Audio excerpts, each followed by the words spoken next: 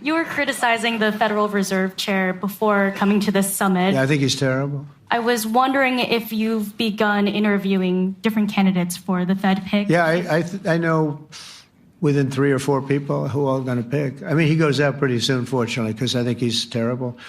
We have no inflation. We have a tremendous economy.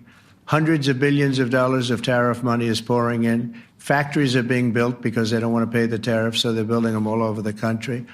I think we're close to $15 trillion. I told you $5.1 trillion from the Middle East alone, but of investment money coming in. There's never been anything like that in the history of our country. But we have no inflation.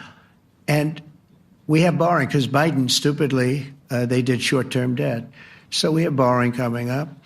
And, you know, we'll go 10 years, maybe longer, maybe shorter, but we'll go a long period of time when we do the debt. And because of him, because of this guy, we will have to pay for years. We'll be paying for him. And I said to him, listen, there's no inflation. He says, but maybe there'll be some. That's true. I said, if there is some, what you do is raise the rate. I'm okay with that. You raise the rate in 2 years from now or in a year from now. But because the rate's high, we have to pay more for debt.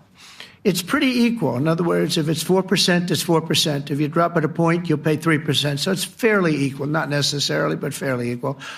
So we're going to end up paying maybe 2 points or 3 points more.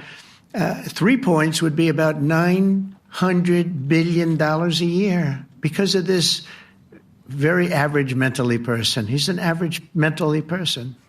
I'd say low in terms of what he does, low. Low IQ for what he does, okay?